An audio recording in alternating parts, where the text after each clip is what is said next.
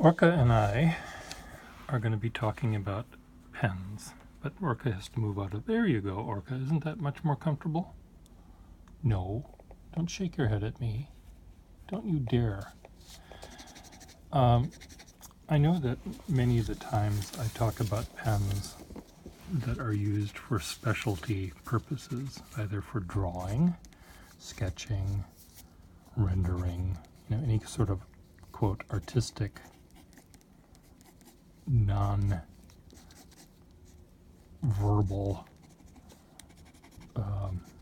use. Kitty, move. Kitty, try to nipple.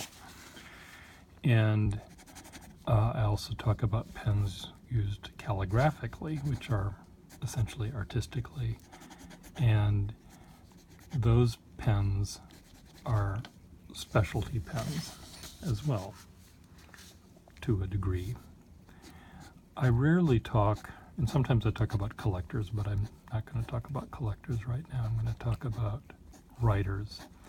And these are people who buy a pen, regardless of what it looks like, and they are going to write words with it. Now, these could be authors who carefully craft a sentence to be just exactly perfect, but they also could be students or scientists or court reporters or whatever, where they're taking notes. They're not really thinking about every single word or necessarily how to spell something. They're just quickly writing to take notes. And what kind of pen do they want? Well, believe it or not, you're specialized too.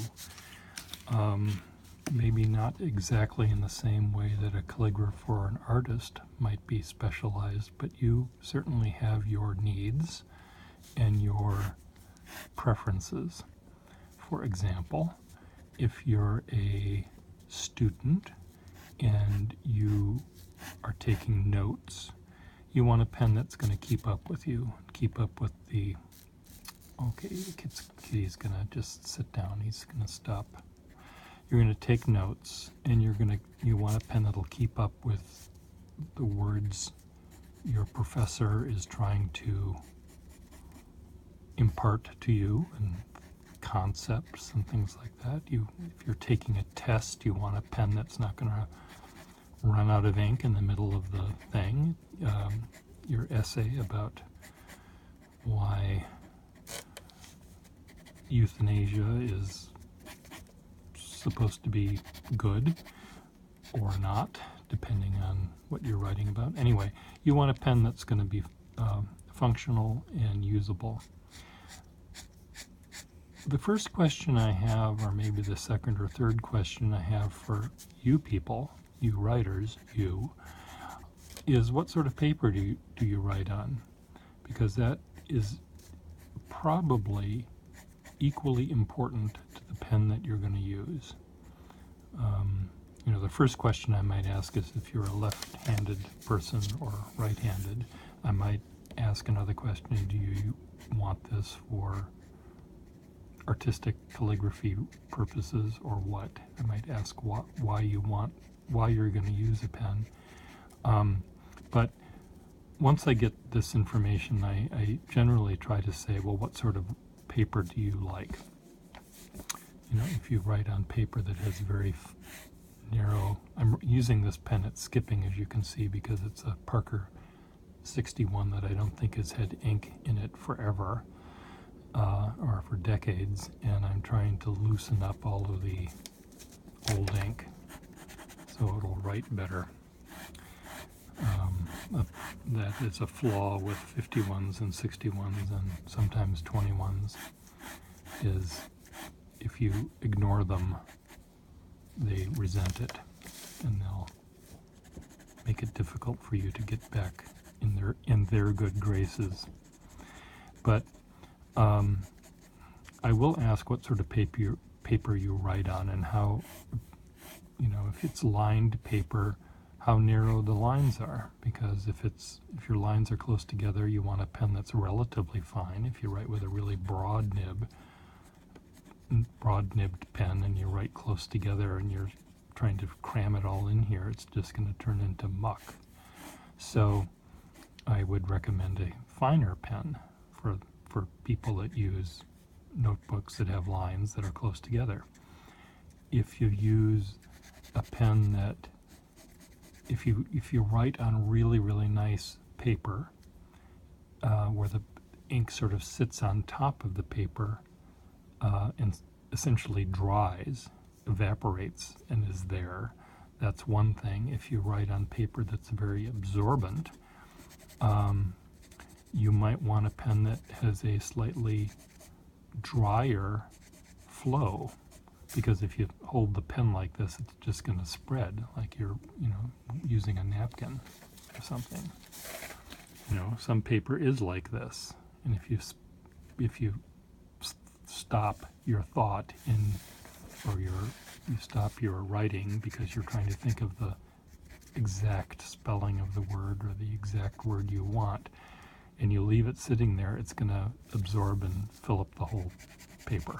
Well, not quite, but you know what I mean. So the paper is important. If I often tell people that are coming to buy a pen from me, please bring the paper that you prefer to write on, because that will help me find the pen that will work best for you. Of course, inks make a difference, and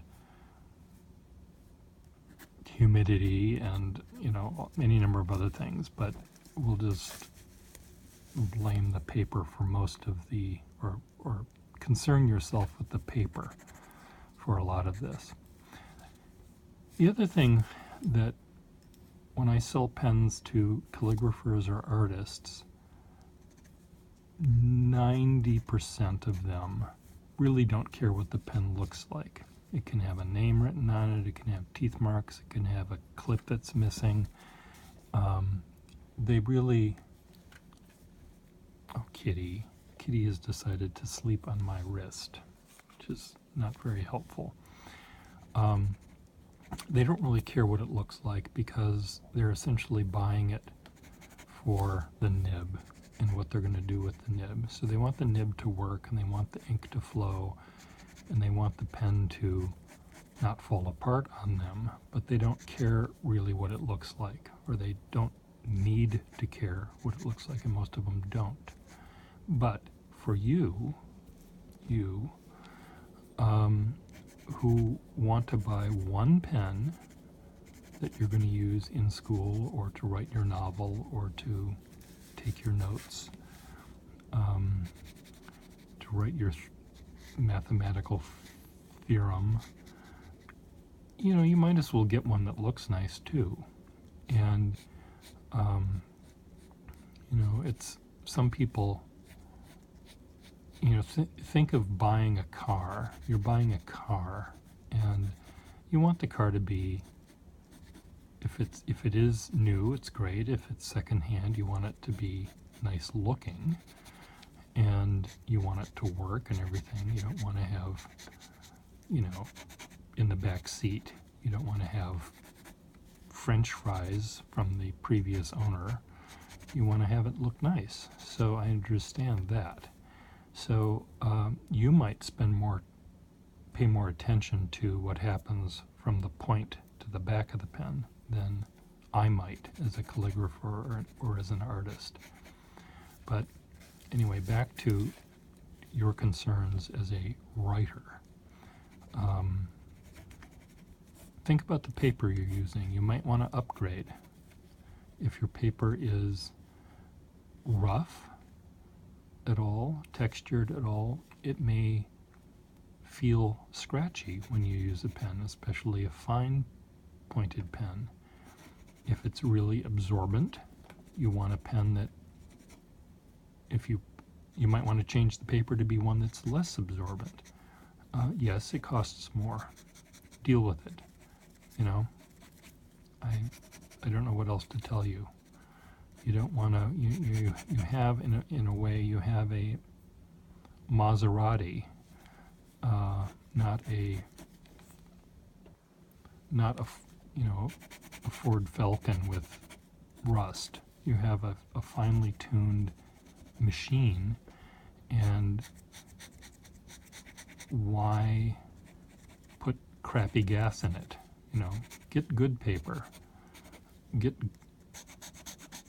good ink, make sure the ink is good, and take care of the pen that you've got. Make it a pleasurable experience for you to use it. And paper is as important a factor in your enjoyment of the pen as any. There's many good papers out there. There's many medium type papers out there, but there's a lot of really crappy paper, and you should be able to tell a crappy piece of paper from a good piece of paper pretty quick.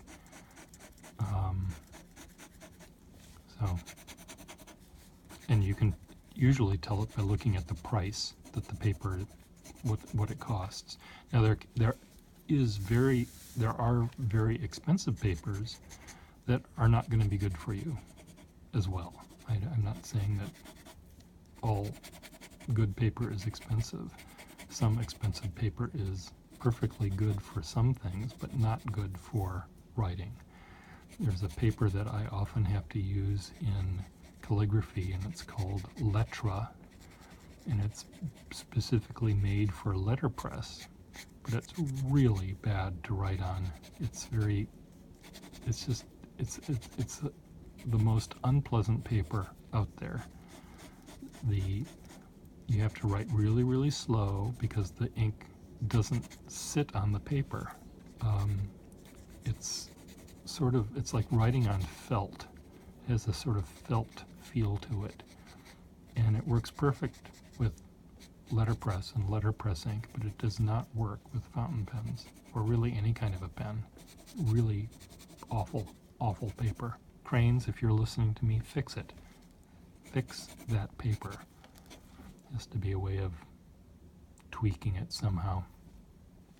So I guess the moral of this story is that Orca and I are trying to have you pay attention to. Orca is now asleep, more or less, is to get good paper. And once you have good paper, you can find the perfect pen for it. Thus ends the lesson. Right, Kitty?